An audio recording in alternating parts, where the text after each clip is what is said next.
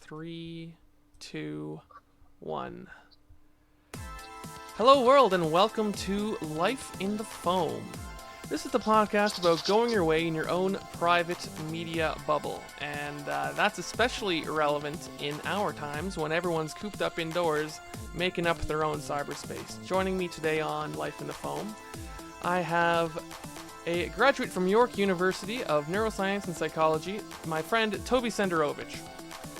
He specialized in visual neuroscience and facial perception. His focus is about turning philosophical problems into experimental fields of investigation. Thanks for joining me on the show. Yeah, thanks for having me, Clinton. I'm great that we can do this during this difficult time. Yeah, no, everyone seems to be talking over the internet nowadays, regardless, which is sort of something I was getting really frustrated with a few years ago and decided to sort of start this podcast and try to hash out publicly issues of communication in this form. So it's just extremely relevant that we happen to be talking about this, that this seems to be such an issue right now. So let's see, you've published an article on the neuroscience of consciousness and its relationship to the hard problem, and are working on self-publishing an article on the nature and origins of thought based on Heidegger's lecture series, What is Called Thinking? Looking at the underlying structure of thinking and how to measure it as a novel, psychological, and neuroscientific construct. That's a lot of interesting stuff there. Could you unpack that for my audience?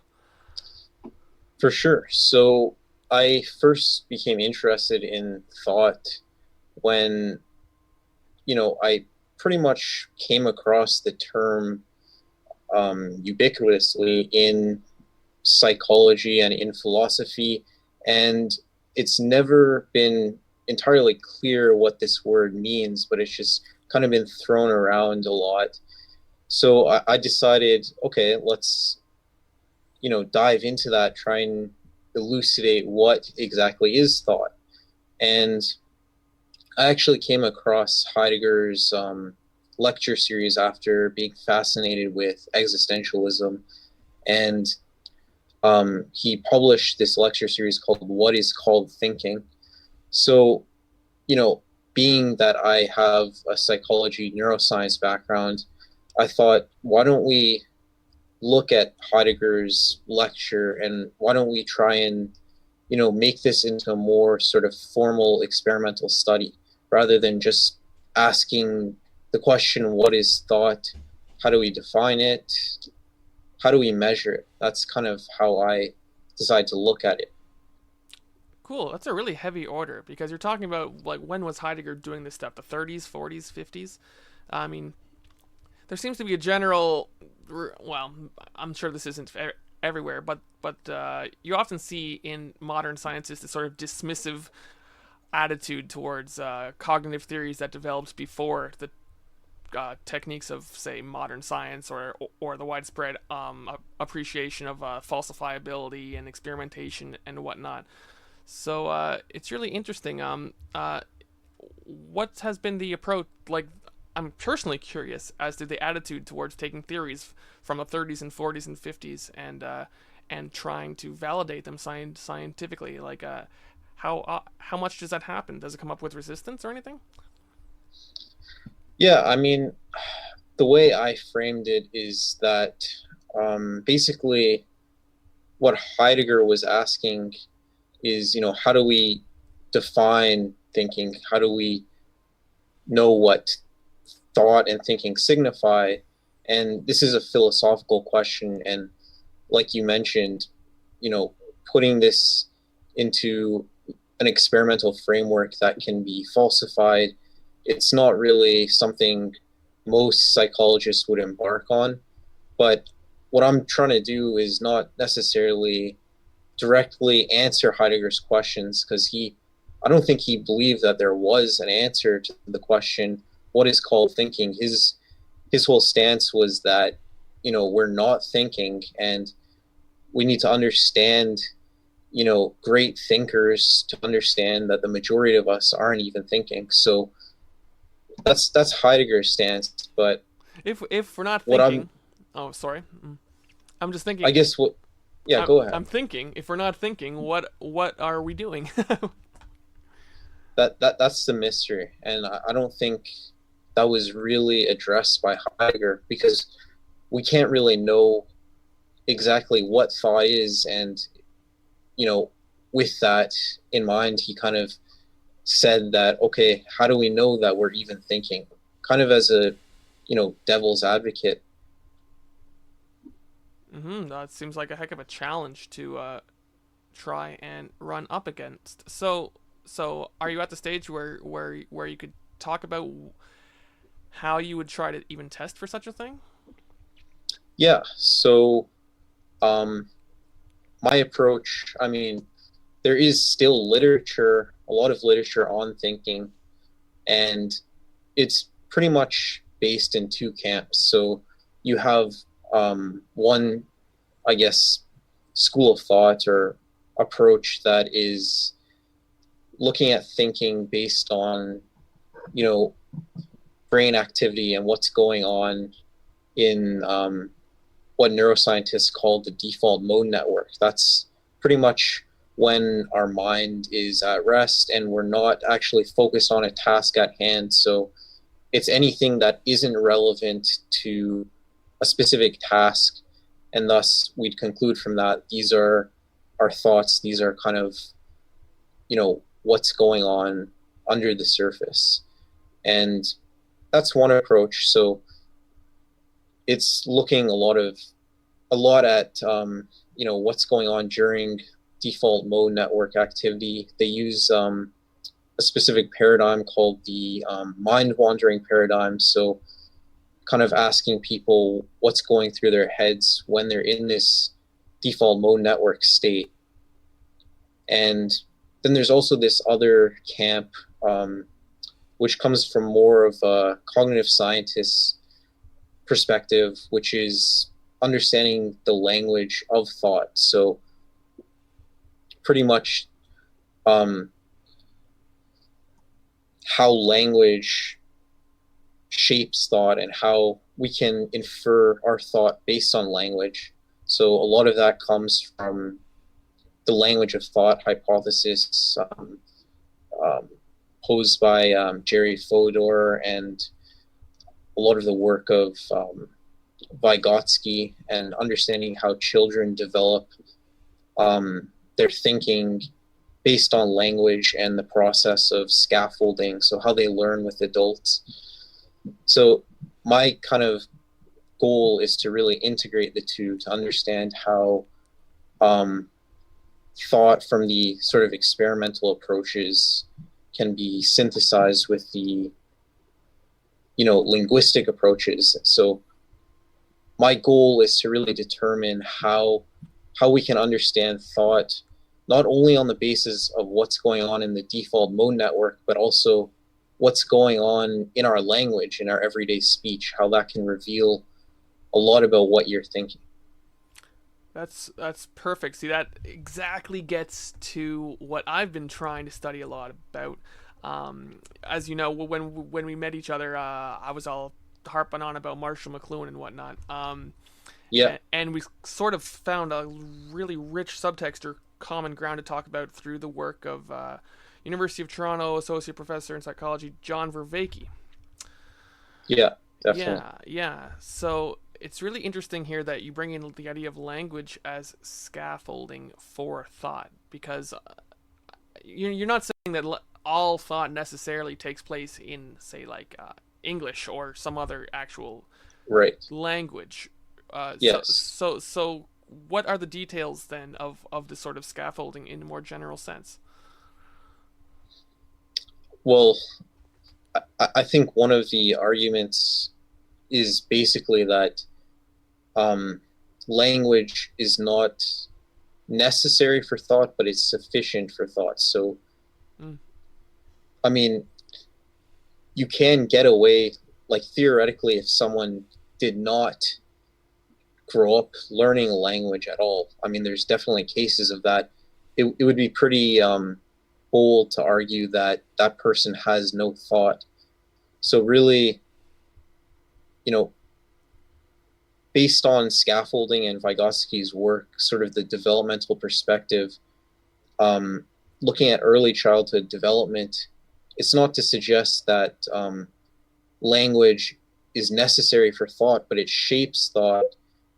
So basically, when children are undergoing a certain period of development, they're replacing symbols that are already in their head with actual thought. So I think Jerry Fodor also argued that, we have our own sort of language of thought, which is kind of its own language, distinct from, verbal written language. So I guess I would argue that, we have our own sort of built-in language that represents thought, and, verbal communicated language is kind of mapping onto that.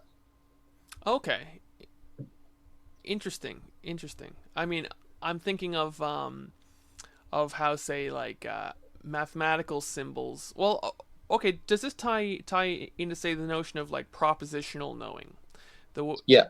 the way that we make logical propositions, and then Yes. the semantic content of those propositions end up being the thing that we're mapping onto. So it's not that the words themselves are mapping or the symbols themselves map directly to the world. It's that there's some sort of sublingual or some sort of thought substance content that is supposed to represent the perception that we're like encoding or decoding in the symbols.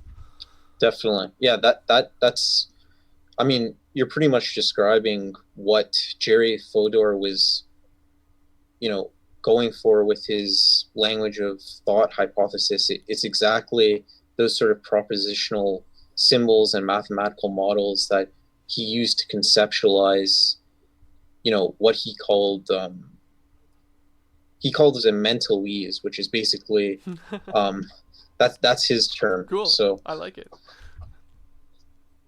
yeah, so it's pretty much what you're describing is, the language of thought is based on sort of this logical structure of, you know, what if, like, propositional logic.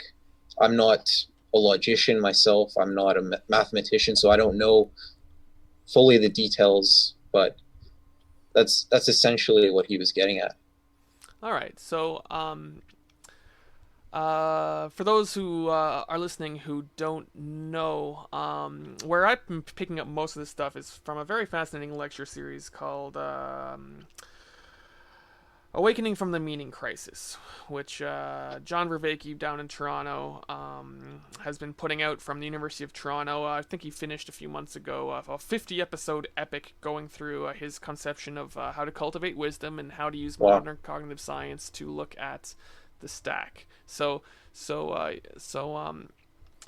that's where I got this term here, propositional knowing. This whole idea of thinking logically about stuff through symbols, step by step by step. That's not the only form of knowing, though. So that can't be just the only thing that under consideration when we're thinking about thought, right? Yeah. Um, I mean, in the context of thought, I wouldn't, you know, cast the net so widely as to say that, thought is knowing, and, there's other forms of knowing based on thought. I mean, Okay, so there's sort of, I guess, axiomatically that could be a form of knowing, without, and that could be a form of thought as well, but you're not, basing it on actual physical things in the environment. It's just purely mentalese, I guess, to yeah. borrow Fordor's term again. Okay, so when you are basing things on something in the environment, I guess there's more of an embodied relationship to you and the environment that you're in. Yeah, for sure. I think also that relationship is kind of, it's not really there in the sort of default mode network state that I talked about earlier, which is just again, just to reiterate, it's kind of detached from the, you know, physical world. It's more, um, you know, in experiments, it's not basically the default mode network is the task negative network. So when you're not engaged in a task, when your mind is pretty much disembodied from the environment, So that's not to say that there isn't an effect of the environment on what's going on in your mind, but yeah. right, but otherwise it's an absent-mindedness or a daydreaming necessarily, or just most likely, I guess. Yeah, that would pretty much, I mean, be most of the states that are going on in the default mode network. But I mean, this is kind of what I'm trying to hone in on is like when people look at the default mode network, they're kind of thinking it's just this, mind wandering state that, you know, daydreamy, anything can be going on, but they don't really look at the specifics because we could both have, a great deal of default mode network activity at the same time and be thinking about totally different things. So I think another important element to that, that actually another psychologist looked at, Andrews Hanna, excuse me if I'm pronouncing the name incorrectly, was the thought dimension scale. So, when you're in this default mode network state, there's all these dimensions that can be classified, like, the imagery, like the goal orientation, the personal significance. And I think that also is a very important component to these states. Right. Oh, sure. I can just imagine that some people, like for instance, there's some people who can't be left alone to their own thoughts, and they're always looking for distraction. I can't imagine that they have a resting default network, as you were saying, because they're constantly active to stop the intrusiveness of, say, self-awareness of where they're at, that they're trying to get away from, right? I mean, I'm sure everyone would have a different orientation depending on where they're at in life to simply having a tranquil moment like that. So it seems like something, again, that's very hard to experimentally differentiate without already knowing a whole lot about your subjects. Yeah, I mean, the default mode network is implicated in a whole host of different states. So differentiating it is definitely a challenge. I mean, when people are depressed, they have higher activity of the default mode network, which is kind of interestingly, on a side note, mitigated by psychedelics. Oh. The default mode network is also involved in mental time travel, so sort of thinking about the future, stuff like that. So when you just see this network, this intrinsic network activated, you don't really know what is going on in the mind and in thought until you sort of ask people these questions like, what is the imagery like? What are you experiencing? And that's kind of the other key element to this whole investigation on thought is like sort of the introspective component of it, which again, psychology nowadays and cognitive science would say, oh, that's just rubbish. We shouldn't look at introspection. We shouldn't, or we can't, so let's not bother.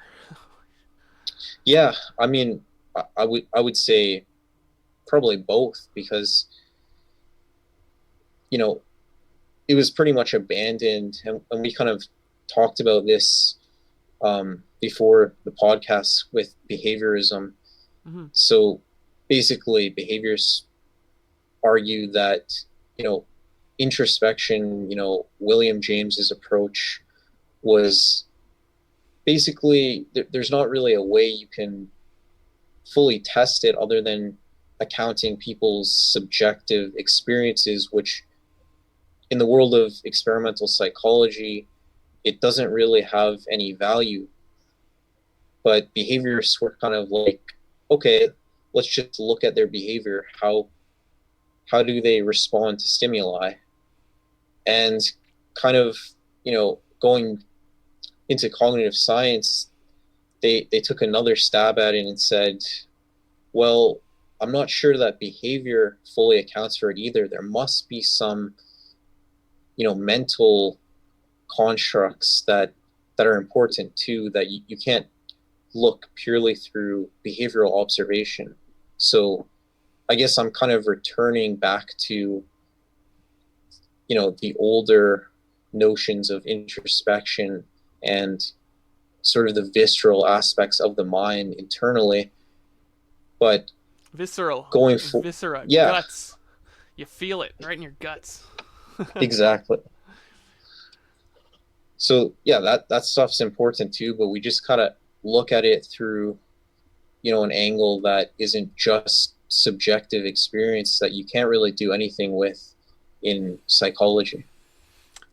God, see, I feel like there must be an overwhelming amount of literature on the subjective feelings that all end up tying back to so many different traditions and so many different unverifiable patterns. I mean, see, that's sort of what I've been wading through. For instance, the critical art scene, the modernist art scene in the 30s and the 20s, 30s, and 40s. You've got these guys like T.S. Lewis or sorry, T.S. Eliot or Wyndham Lewis, who are using the artistic perception on the world, their artistic lens, to try and argue about William James, or argue against the behaviorism. Uh, but they end up drawing on the technique of poets, which I think is relevant because when we were talking about the scaffolding of Mm-hmm. language, as a substrate for thought, poetry is precisely trying to balance this level of how to use metaphor to keep the associations open, to keep things all, um, say, right-brained, and then and not to overshadow and be too deliberate and kludgy with your words and too mechanistic, right? Like there's all these approaches in poetry that seem to be highly relevant to what you're saying, but also I feel like um, are entirely unverifiable unless you want to go read James Joyce and try to do experiments based on what that does to people in their in their cognitive systems. Yeah.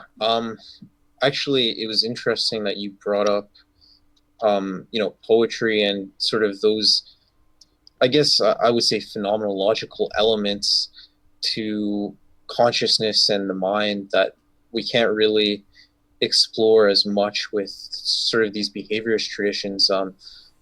It kind of reminds me of Merleau-Ponty's essay Cézanne's Doubt, Oh, which is kind of looking at just like, the how the painter looks at sort of, the subjective experience of what's going on in his psyche when he paints, just, the lived perspective of it, not really just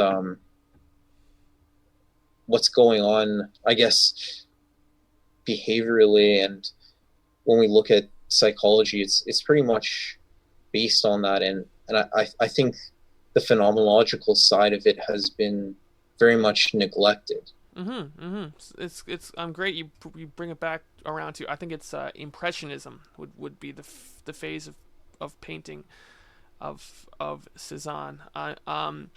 There's this interesting media theorist called Friedrich Kittler who likes to Mm-hmm. define. He divides between the visual period and the optical period. Say like post Newton's optics and whatnot, and the idea is that there's this idea of what the world looks like when everything was done through our senses, and everything was painted or sketched and done through the mind, versus to where we were able to build machines which measured light directly, culminating in say like the photograph or what have you, where now nature is inscribing itself on nature, and material as a tool is creating renditions of the world optically, and there's no human subjectivity brought into it. So you got that all happening in machines with the development of Newton's theories of optics and whatnot Hmm. on one side, and that's where these painters, like the Impressionists, leading up to the abstract artists, are sort of subjectively drifting away from realism because now their job as being realistic painters has now been taken over. It's like automation killed the job of the painter to actually reproduce reality, so they just kind of float it off into their own, like it's more like this, man, like acid trip. Right, right. Yeah. I think like this touches on, again, we were talking about sort of Gibson and his, Mm, ecological psychology approach. He's kind of the view that, I guess, perception is sort of, there's like a direct realism to it, and you know pretty much what you see is what you get of the world, what the environment affords for you. mm-hmm. So, maybe I'm oversimplifying it, but I think that there's also a sort of naive realism to direct realism, which is that, you know, how you see the world is, not necessarily purely based on just what's visually seen perceptually in the environment. There's also a cognitive component that's essential. And I mean, kind of, adding to that, um, basically just studying perception, I've realized that it isn't just a passive direct process where, visually you're seeing an object and that's it. There's also an element that in cognitive psychology is called predictive processing. And predictive processing pretty much states that all of the information you see of the world isn't just taken in a sort of bottom up process, but there's also a top down component where you're making inferences about the world, and your visual system is actually doing this too. It's making inferences about the world, and it's inferring what you will see next. I have an example, I guess, to make it a bit more clear. So when, like, there was an experiment done with babies and in the visual cortex, and first you show them an object, and obviously the visual cortex responds to that like any sort of passive bottom up process, but you keep showing them the object, and eventually you know they're expecting you to show them the object again, but you don't show it. And what do you see? Visual cortical activity. So that suggests that the brain is still making inferences about the visual world, even in the absence of visual stimuli. This seems like precisely the room for play of an illusionist or a magician. Yeah, The exploiting these mechanisms, discovering and exploiting these mechanisms so as to lead people, right, to trick them benignly or otherwise, would would entail, exploiting precisely all of these adaptive mechanisms, right? yeah. And there are actually a lot of visual illusions that do illustrate predictive processing and sort of other cognitive um, aspects that we can't fully account for just by a strictly visual based direct realist account. So Hmm. I mean, I think that Gibson was, he was ahead of his time, and he had many great discoveries like, the optical arrays and affordances, but Mm-hmm. I think it's a bit controversial too, I would say, to sort of make the statement that, what you see is what you get. Right. At least what you see is might think you get. I'm glad you mentioned the word affordances, because that's a term that I was using before I knew its origins, or before I knew the way that it was co-opted. I'm not sure co-opted, borrowed, translated into the world of industrial design for home consumer objects, right? So the Hmm. scientist Gibson in the 70s develops the term affordances for things in the world that are present themselves as like handles to our mind, I guess, for us to latch on to cognitively or even physically grasp as a way of how we make sense of the world. Is that a good definition? Yeah, I mean, I think it's hard to have a really good definition of affordances because it seems like a very sort of abstract, almost quasi philosophical term, not just you know perception, Like, but it's too general a term. It's too generally applicable to so many things. You can't distill it down to anything concrete. yeah, I mean, I guess the way I kind of interpret it is like what the environment affords you, what how the environment can give you potential for action. Mm-hmm. And I think that's a very vague sort of way of understanding it. But yeah, I guess, reading Gibson, he'd probably make it a lot more clear. So this term was picked up by this. I don't want to gloss over it because I read the story a long time ago, but this guy in marketing who sold Mm-hmm. it to industrial designers and engineers of end consumer products and user interface designers for computers, and the word affordance became synonymous with the thing you design into your complex machine to make it easy to use for people back at home. So a teapot has a handle as an affordance for you to pour your tea without burning yourself, right? Right. Yeah. Obvious example. But your entire computer desktop affords you a million metaphors, like the piece of paper documents that you put in your little manila file folder that you put in the file system of the cabinet that's your hard drive, right? There's all these things that are artistically created, humanly designed as metaphors to afford you a way to use a machine that you are not qualified to use the way that it actually exists, right? No one no one sits down and pumps out the ones and zeros every morning to get their Right. computer doing what they want it to do, unless you bought an Altair in 1975. Right? So it's really interesting, I think, how this one guy Gibson sort of lays at the bottom of the contemporary mass technology consumer boom, just at the point where everything went digital. Because I think we've talked about this before. I kind of look at that as this convergent point between what I'm calling cyberspace of these people who live in a.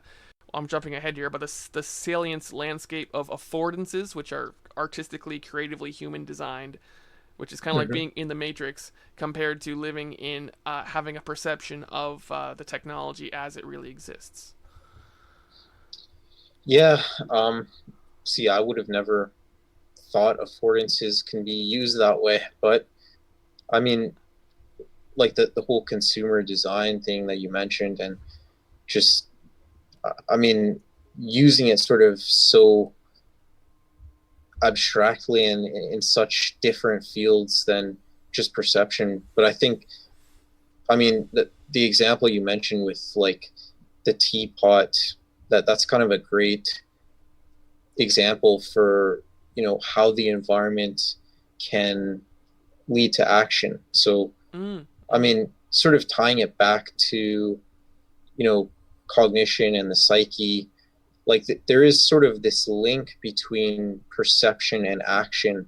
And I mean, I guess one, simple model, if you kind of, uh, you know, metaphorically link it to a computer, is like you have, you know, input, processing, and output. And, the input would be sort of the standard perceptual visual system. You have information coming into the eyes and any kind of sensory apparatus, and that's like the input.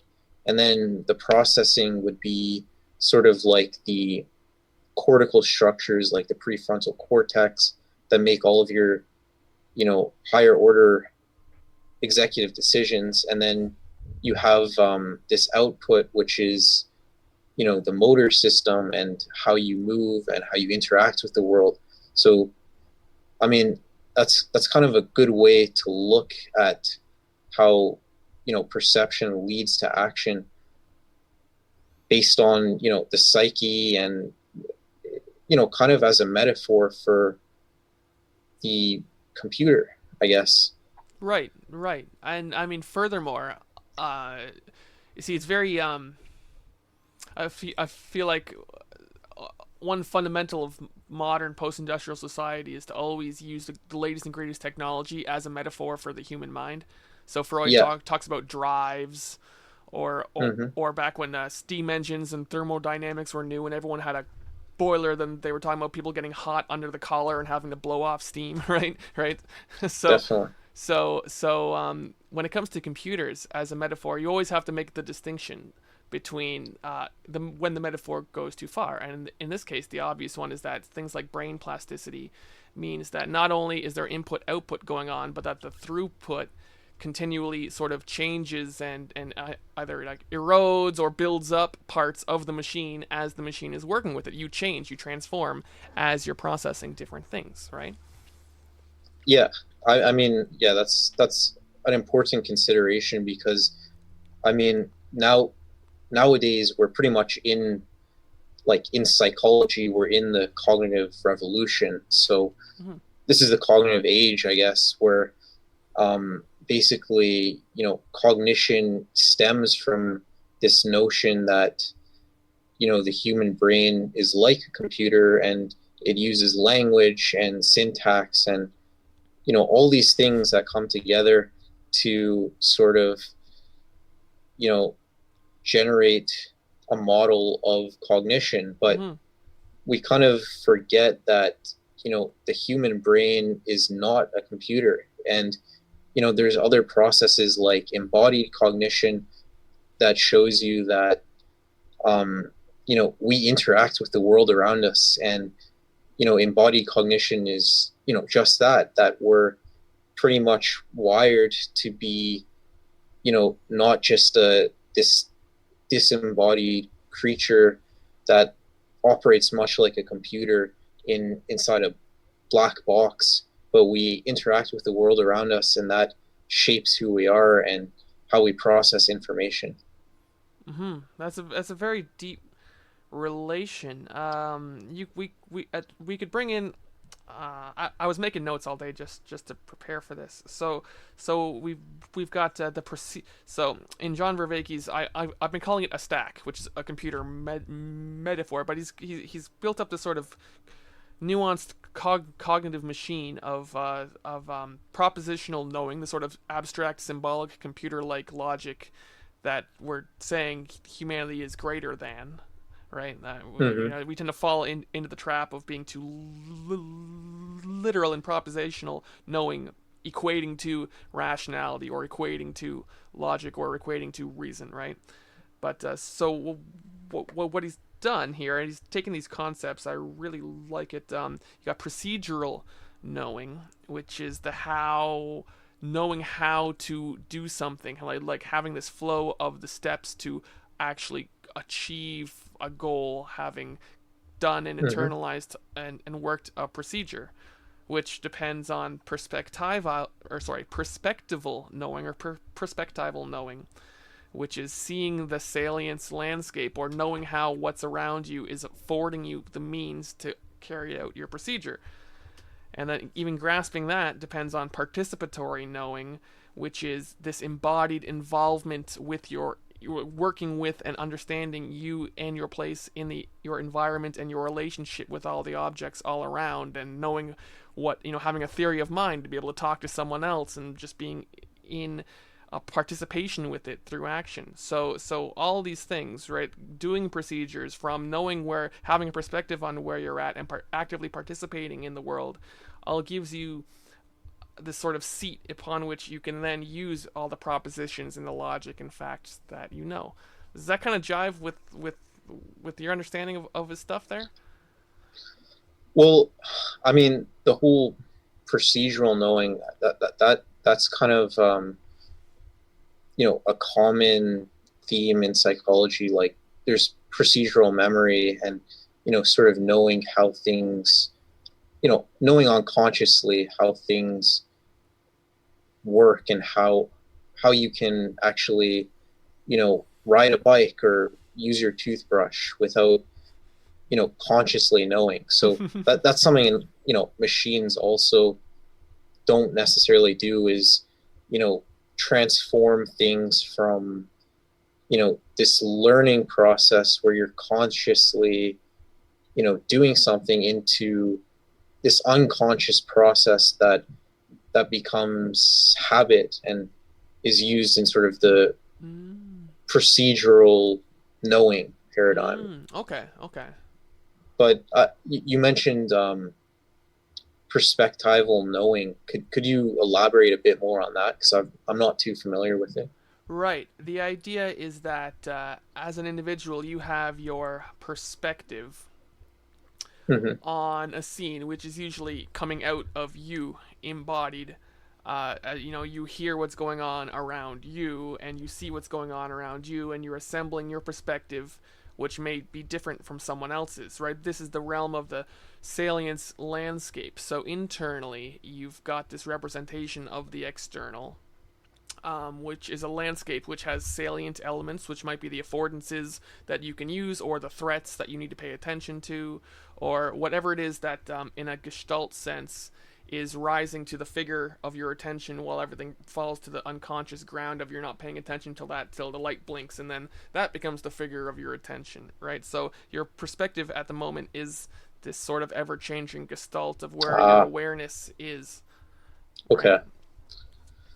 So, I mean, I guess that's kind of, that's relevant too, I think, because that's where attention really lies, is in this perspectival knowing, and being able to shift into like theory of mind, understanding other people's perspective. I mean, communicating, which is another, I feel like now I'm sort of just adding to the list. Okay, this is what computers can do, this is what they can't do. It's but a very I don't important think list to enumerate. Like it's a very important manifest to build, is precisely what computers can and can't do. Because, so yeah, please continue.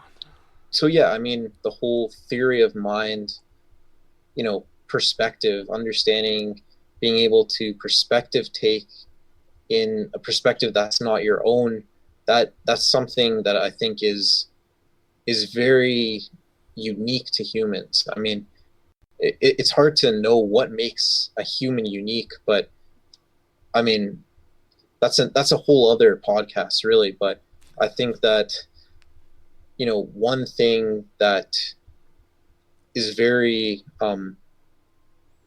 maybe not exclusively human, but something that kind of defines humans and our abilities, is to sort of use theory of mind and take on other perspectives. Yeah, it's interesting, because the way I've thought about it is that in order for me to understand you, I have to try to step into your shoes. Is the aphorism, right, or the metaphor, or the cliche?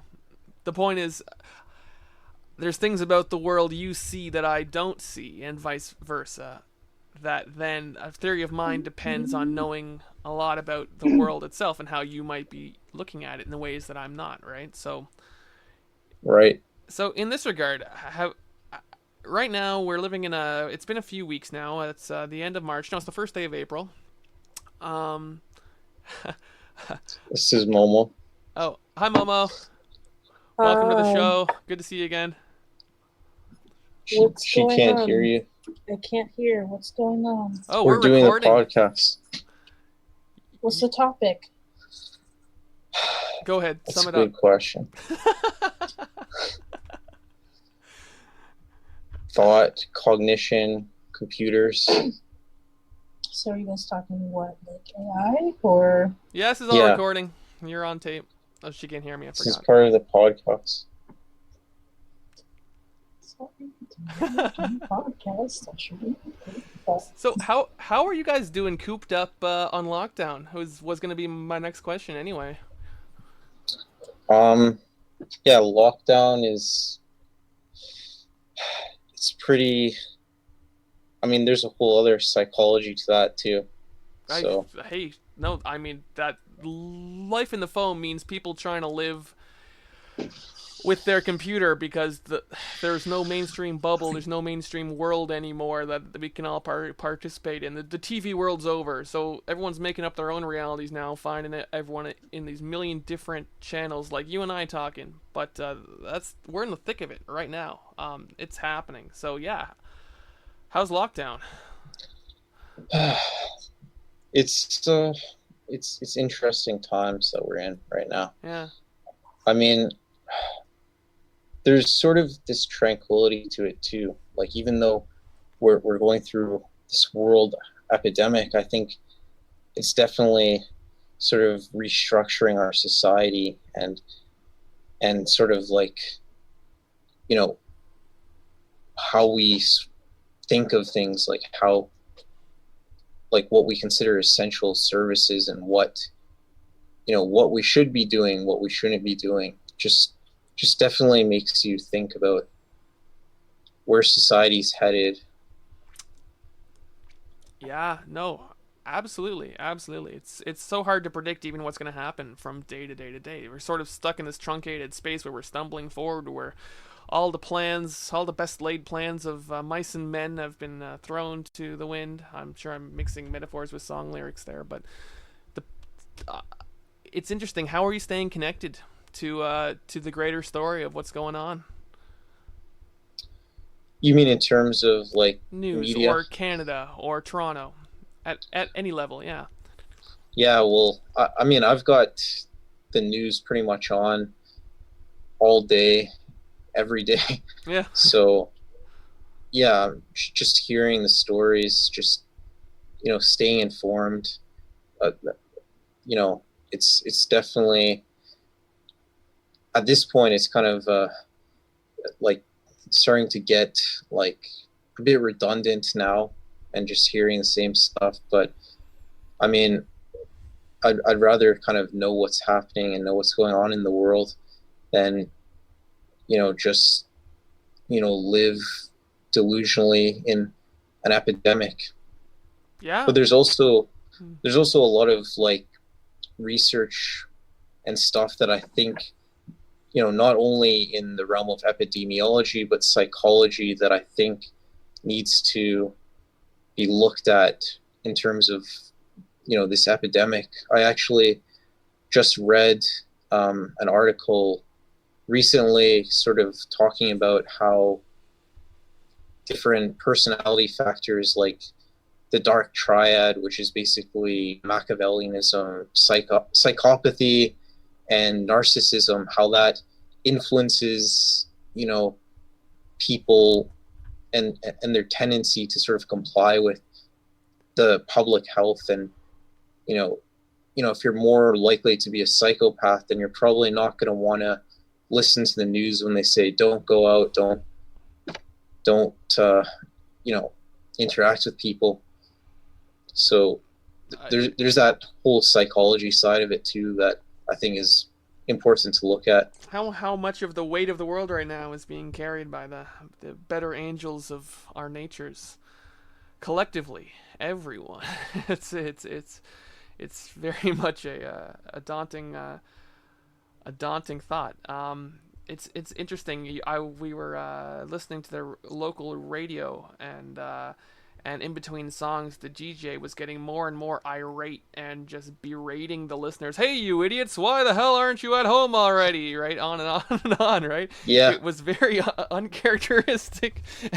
Do you want to be the one to explain to your kids what martial law is? Okay, coming up, Fleetwood Mac. Right? Like, okay, it's not what I'm used to. Right? right. Right. There's everyone is sort of doing their best in this soft pressure sort of way to inculcate responsibility across the board. I work at an essential job here in Ontario. I'm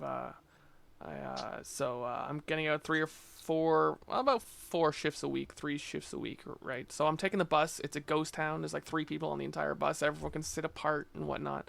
Um, you can, yeah, it's very interesting dealing with customers. I work at the beer store, so the first week when finally shit went real, let's say the first week of March, there was a whole ton of Corona beer being sold for like parties and stuff because everyone wanted to have a Corona beer and have a selfie with it, right? And then Right. right after that, everyone's mood sort of, you could measure it day by day as everyone's mood sort of became more somber, and then Yeah, became more worried, and then like, oh my god, are we taking this seriously? And then like week by week by week, I've been trying to pay attention to the marked change on average as sort of reality sinks in to my regulars, right?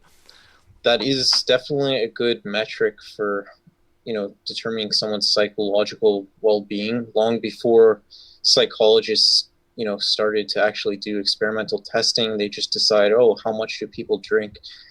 So, Oh, so yeah, oh yeah, that's definitely a hell of a good metric. Yeah, it's interesting. I find that now is definitely the sort of time where conversations based around maintaining well, staying grounded in the world, grounded in the greater story, but like you said, going delusional all off in your own seems to be a very, if there was ever a risk of that, now is definitely the time. It's a time of panic. It's a time of uncertainty. It's a time of people being mandated to stay cooped up. And for all the people glued to the news, there's also lots of people who are going to be binge watching, their favorite nostalgic television show again for the third, fourth, fifth time, and just not be addressing the things that they should be doing in self-care. You talked about wisdom er, er, earlier. Which cognitively science or which psychological or neuroscience approaches to wisdom do you think are applicable or useful in today's times? What have you been using?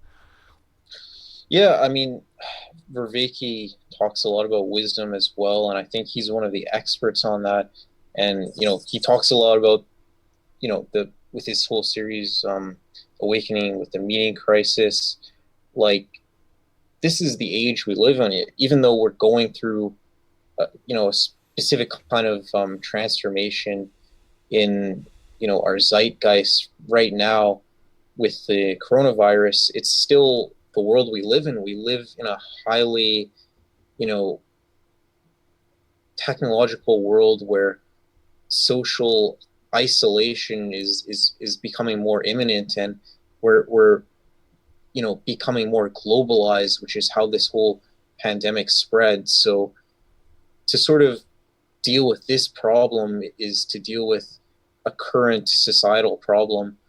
And I mean, to answer your question, I think that wisdom specifically is something that we need to foster to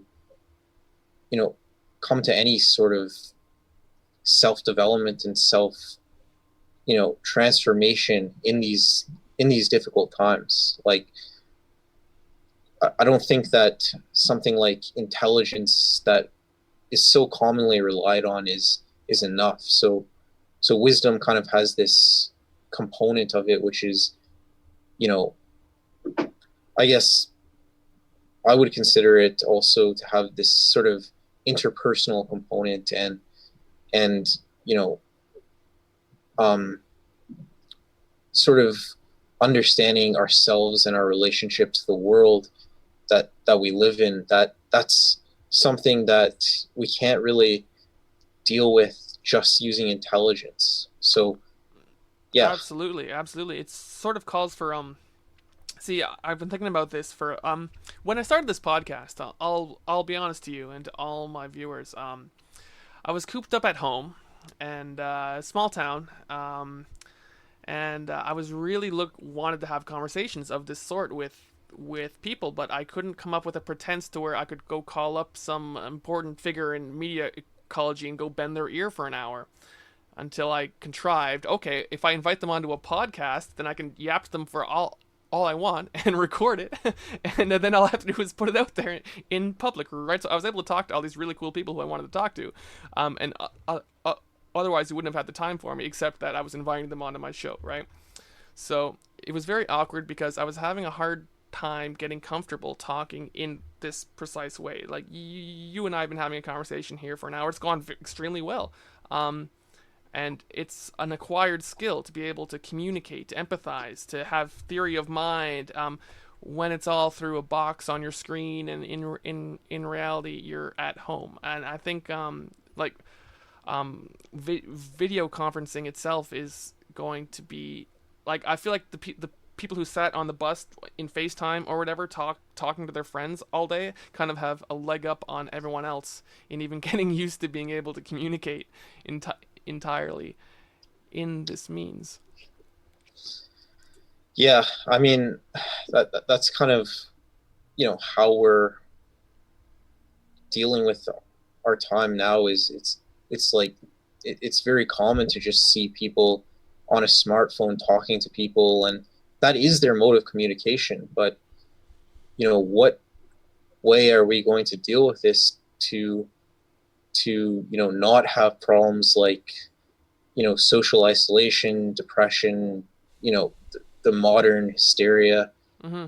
And there isn't one answer for that, but obviously someone who is wiser, it makes more sense that they can sort of deal with these problems and tackle them in a way that is more conducive towards self-growth, because this is the world we live in. So modern times require modern solutions, and we have to conform to the world. The world's not going to conform to our needs per se. It might a little bit, but ultimately personal growth and development and change means finding serenity with the stuff you can't change and working hard to change the things you can, right? I like the definition of wisdom that says that it's about seeing through the illusions down to something more approaching reality, because ultimately you and I aren't sitting in the same room having a conversation. As much as we've come very close technologically to making that feel like it's happening, it's not what's happening. There's some corporations somewhere listening to everything that we're saying to each other so that they know what advertisements to send us tomorrow. If they don't like what they're saying, they can shut off the connection, right? There's a million things that are subconscious to us when we're communicating in this way. There's an excellent metaphor about, we're all sitting around a campfire together because we're all face to face and we're intimate and we're talking again, or we're around the computer screen in our teleconferencing software. But I think that's useful insofar as we see through to the illusion that that's purely a metaphor, and that's exactly not what's literally happening, but what's happening in our fantasy, in our imagination of looking at the content of media and looking at the illusion that this technology affords us. I feel like that's a good start for looking at how to look at this wisely. Thanks for joining me on my podcast, Tobey. This has been a really good conversation. Yeah, it was great. It's a pleasure to be on here, and I'm glad we kind of were able to sort of touch on very different topics, but sort of bring it together in the end. That's always the fun about going into this show, is that I never know if we're going to pull it off, but by Garnet, you're a very good guest. Thank you.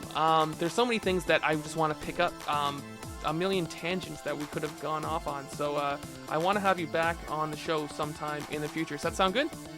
Yeah, definitely. All right, until Sounds then. great. Until then, thank you, Tobey Senderovich, for joining me on Life in the Foam. You can find this on Apple Podcast, on Spotify. You can go to my website, concernednetizen.com, for this and past episodes. If you're listening, there's video available on my YouTube. You can support me on Patreon, and remember to stay safe out there in the information world, and now stay safe walking down the street and getting your groceries too. We're all in this together. Do your part to help end this quarantine and flatten the curve. Thanks. Have a good day.